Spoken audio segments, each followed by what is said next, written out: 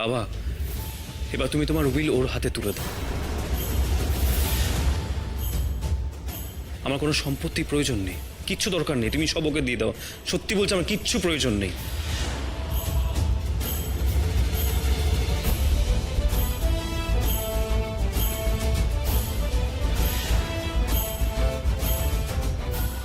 আপনি আমারে ভুল বুঝছেন, আমি টাকা পয়সার জন্য। চুপ, একদম চুপ।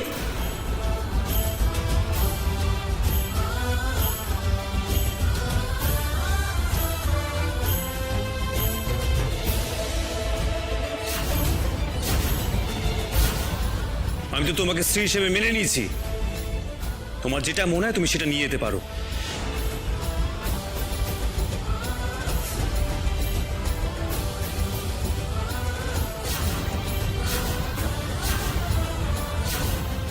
তুমি আর একটাও কথা বলবে না এখানে দাঁড়িয়ে।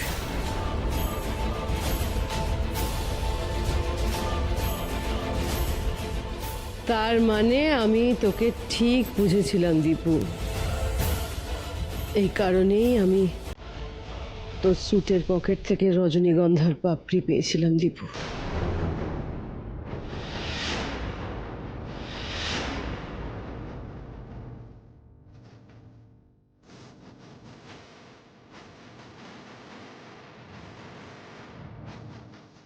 এই দেখ, দরকারি কাগজপত্র থেকে যেতে পারে তো, বা টাকা পয়সা। হ্যাঁ,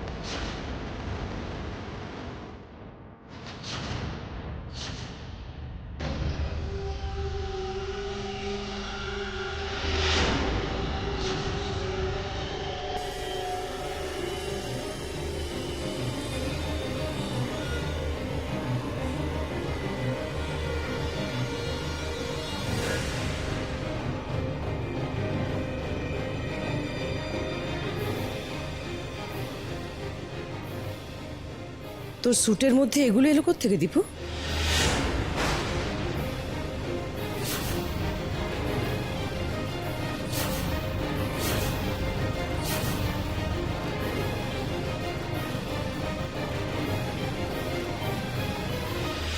চুপ করে আছিস কেন? বল, কিভাবে এলো এগুলো তোর পকেটে?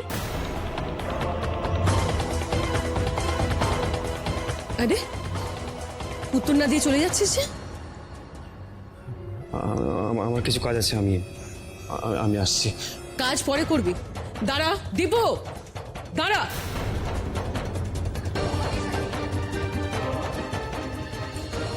আজ তো তোকে বলতেই হবে, এই ফুলগুলো কিভাবে এলো তোর পকেটে? কি লুকোচ্ছিস দীপু? আজ তো উত্তর না দিয়ে তুই এখান থেকে যেতে পারবি না। দেবো না উত্তর। তুমি কি এখন আমার সাথে গোয়েন্দাগিরি শুরু করেছো নাকি? হ্যাঁ, সবসময় শুধু প্রশ্ন প্রশ্ন প্রশ্ন। দেখো, আমার কিন্তু এসব ভালো লাগে না। আর তুমি এইটুকু বোঝো না যে আমি তোমার কোনো কিছুর কৈফিয়ত দিতে চাই না? কেন বোঝো না সেটা? তারপরে প্রশ্ন করেছে আমাকে, এটাও বোঝো না আমি তোমাকে অ্যাভয়েড করি। এবার বুঝতে পেরেছেন মা, কেন বিয়ের কথা উঠলেই দীপু ওভাবে রিয়াক্ট করত?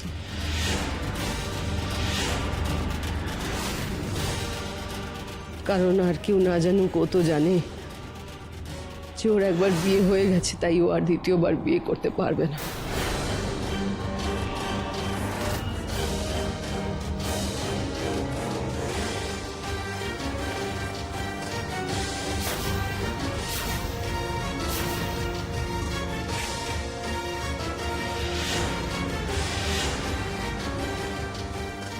এক্ষুনি বাড়ির সকলের সামনে আমার উইল ঘোষণা করব।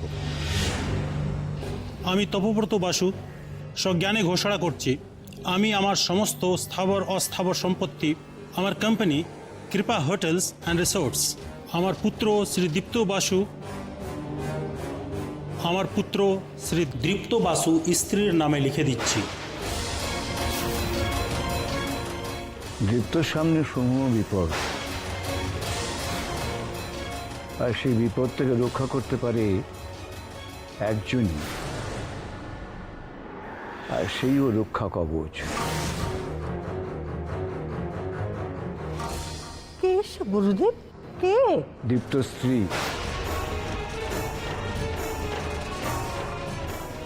অর্ধাঙ্গিনী, সেইও রক্ষা কবচ। কেউ আমার কথা মানছে না যে আমি আপনার স্ত্রী।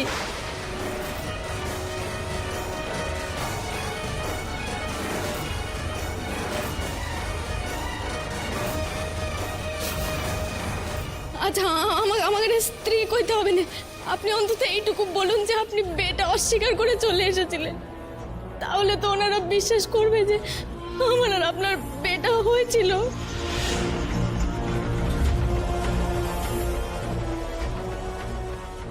এই মেয়েটির নাম ত্রিনয়নী।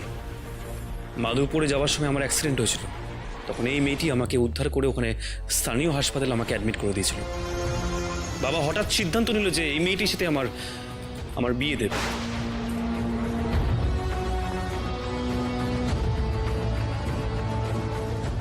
আমি বিয়েতে রাজি না হওয়ায় বাবা মিথ্যে মিথ্যে শরীর খারাপের ভান করে আমাকে দুর্বল করে দেয়। আমাকে কথা দিয়ে নেয় যেন আমি এই মেয়েটিকে বিয়ে করি।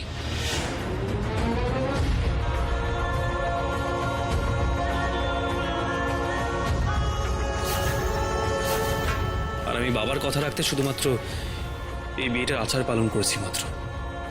আমি মন থেকে এই মেয়েটিকে স্ত্রী হিসেবে কখনো মানিনি।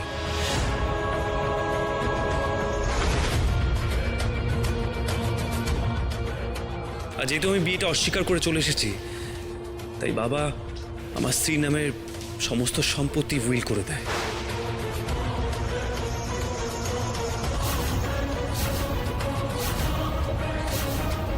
আর মেয়েটাকে এখানে ডেকে নিয়ে এসেছে। আশা করি সবার কাছে এবার সবটা ক্লিয়ার হয়েছে। না না, এ কিছুতেই হতে দেওয়া যায় না। দীপু ওই মেয়েটাকে স্ত্রী হিসেবে মেনে নিলে তো সব সম্পত্তি ওর মেয়েটা পেয়ে যাবে। আমার এতদিনের আশা সব ধুলোয় মিশে যাবে। দীপু, না দীপু না, তুই তুই কিসের জন্য এই মেয়েটাকে স্ত্রী হিসেবে মানছিস? কেন?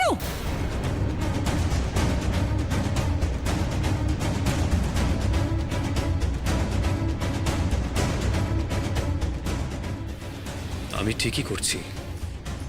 ওই মেয়েটিকে স্ত্রী হিসেবে না মানলে তো বাবার ইচ্ছে পূরণ হবে না, তাই না?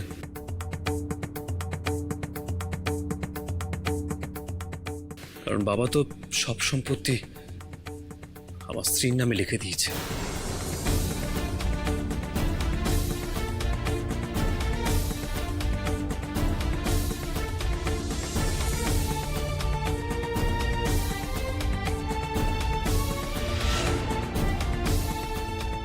না না দীপু, না, দেখ দেখ, বাবার উপর রাগ করে তুই এরকম একটা সিদ্ধান্ত নিস না দীপু। তুই মেয়েটাকে ঠিক করেছিস অস্বীকার করে। ও এরকম একটা মেয়ে তো তোর বউ হতে যাবে কেন? দীপু, আমার দিকে তাকা। তুই আমার বড় ছেলে, তোর বিয়ে নিয়ে আমার কত স্বাদ, কত স্বপ্ন, কত কিছু ভেবে রেখেছি। তোর ঘটা করে বিয়ে দেবো, ঘটা করে তোর বউকে বরণ করে বাড়িতে তুলবো। তুই এটা করিস না, এটা করিস না, ওকে অ্যাকসেপ্ট করিস না দীপু। দীপু তুই এটা করিস না দীপু।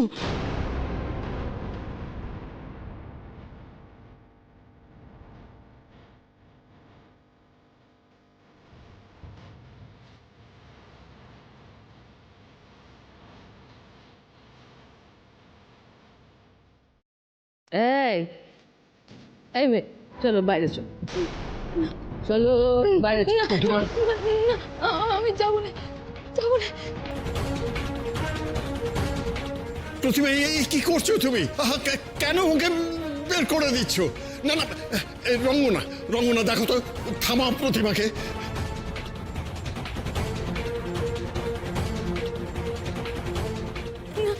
চলো। না না না, আমি যাবো না, আমি কোথাও যাবো না। আমার এখান থেকে যাওয়া চলবে না। দোহাই আপনার আমাকে বের করে বাইরে দেবেন না। চলো। বাবা, বাবা।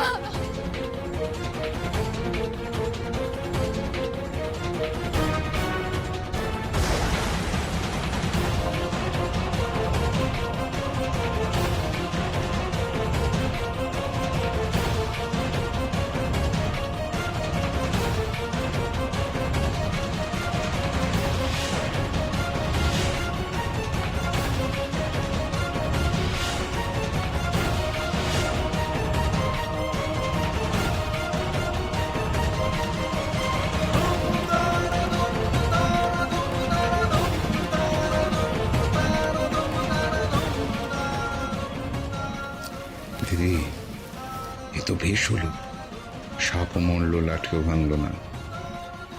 মেয়েটাকে বের করে দিলে জামাইবাবুর কাছে তুই খারাপ হতিস। এখন তো ওই মাতাল মহিলাই সমস্ত দায়িত্ব নিয়ে ওকে তাড়িয়ে দেওয়ার বন্দোবস্ত করবে। এই প্রথমবার প্রতিমা আমার কোনো কাজে এলো।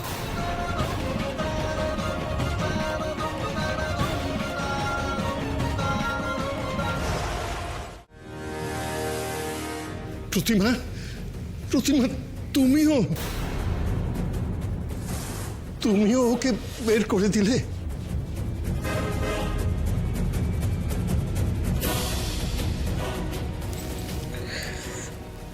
আমার অপরাধ নেবেন না দাদা। ওকে যথাযোগ্য মর্যাদা দিয়ে বাড়িতে আনবো বলেই আপাতত ঘরের বাইরে বার করতে হয়েছে।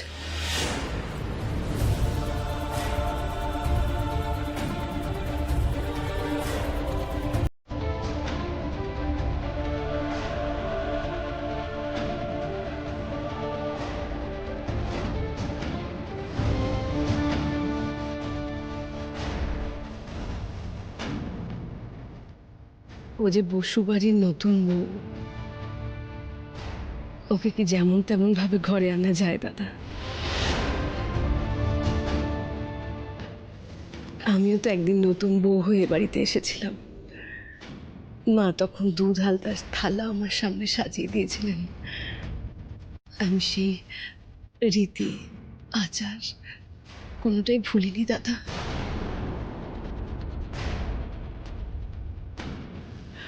ও দীপুর বউ, ও ঠিক তেমনই ভাবে এ বাড়িতে পা রাখবে।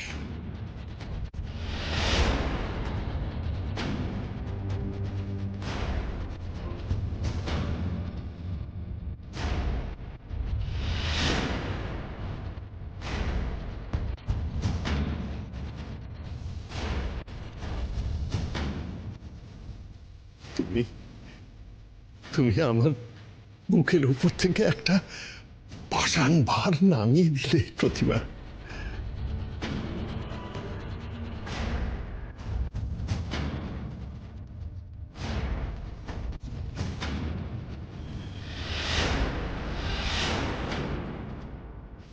রঙ্গনা, হ্যাঁ যা তোমা, শিগগির গিয়ে দুধ হালতা নিয়ে আয়।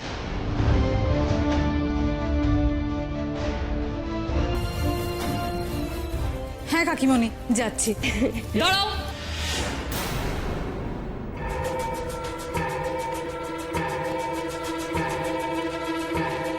কোথাও যাবে না তুমি, কোনো দুধে আলতে আসবে না।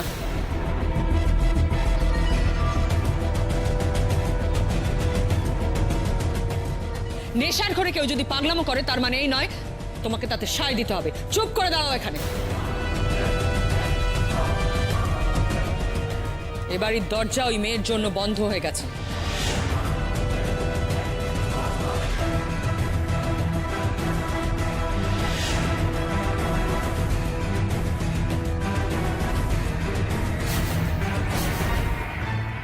প্লিজ মা, আপনি তো বলেন যে আমি কোনো নিয়ম আচার পালন করি না, তাই আপনার কাছে কত বকা খাই আমি। কিন্তু আজকে যখন কাকিমণি বলছে এই নিয়মটা পালন করতে, প্লিজ করি না মা। দুধ আলতার থালাটা নিয়ে আসি প্লিজ।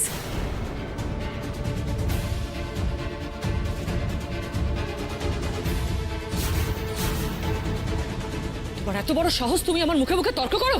Sorry sorry. আজ তোমাকে আমি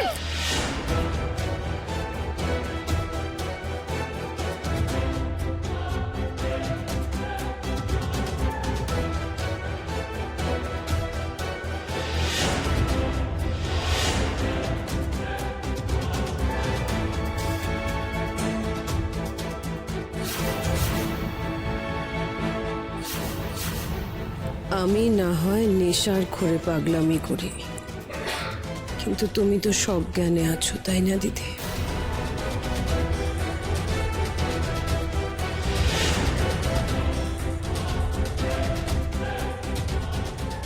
বাড়ির বউয়ের গায়ে হাত তোলো কি করে?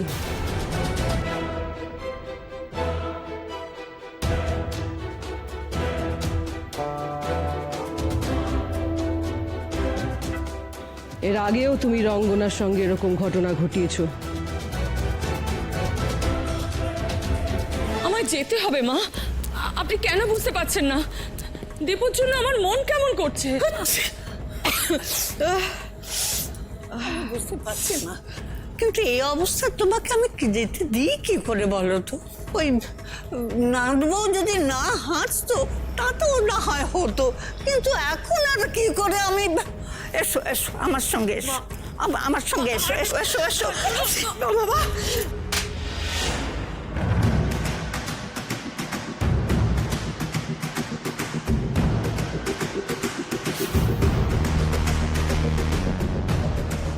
খবরদার, আজ সকলের সামনে তোমাকে সাবধান করে দিচ্ছি, আর কখনো এই কাজটা করার চেষ্টাও করো না।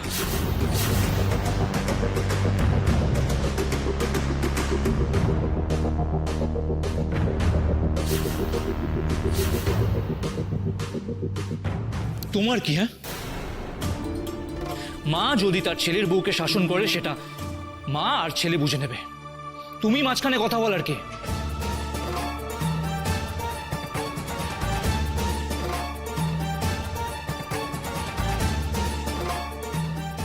এক্স্যাক্টলি, তোমার নাকটা তো দিন দিন বড় হয়ে যাচ্ছে, লম্বা হয়ে যাচ্ছে। দিদির ব্যাপারে নাক না গলালেই নয়।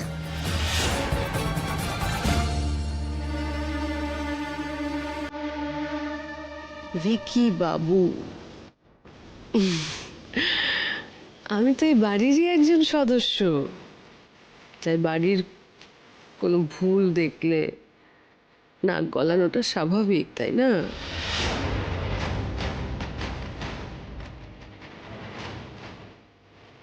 কিন্তু যতদূর জানি তুমি তো এই বাড়ির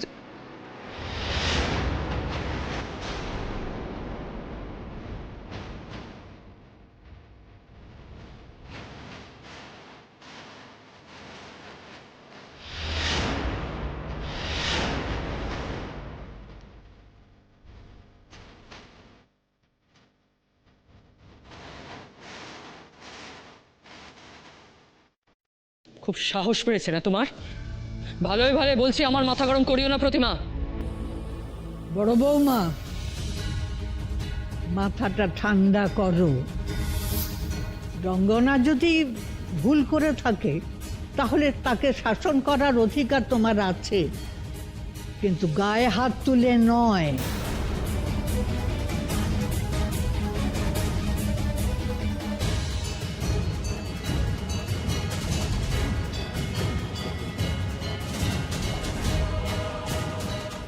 এ বাড়িতে বউয়ের গায়ে হাত তোলার রেওয়াজ নেই। এ কথাটা প্রতিমার মতো বউও জানে, মানে, যার জন্য আমাদের পদে পদে অপমানিত হতে হয়, লজ্জিত হতে হয়। আর তুমি জানো না? ছি, শান্ত হও। আমি মা কিন্তু রঙ্গনাকে শাসন করেছি আমার কথা ভেবে, আর তুমি মাকে শুধু শুধু বকছো। কই, তুমি তো আমার কথা ভাবছো না?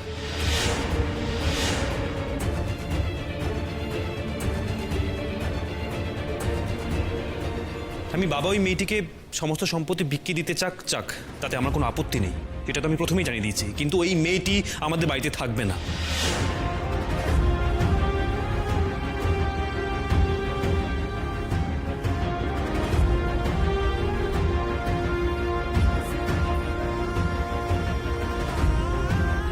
আর তাই তাহলে দুধে আলতার কোনো প্রশ্ন আসছে না।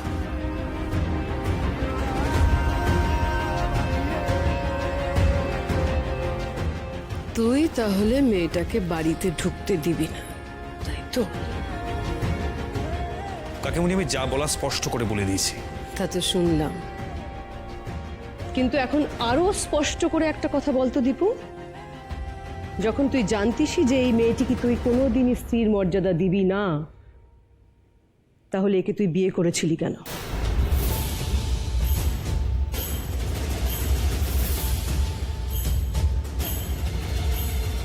সেদিনই স্পষ্ট করে তোর বাবাকে তুই জানিয়ে দিসনি কেন যে এই বিয়েতে তুই রাজি নোস? সেদিন যদি জানিয়ে দিতিস তাহলে আজকের এই ঘটনাটাই তো ঘটতো না।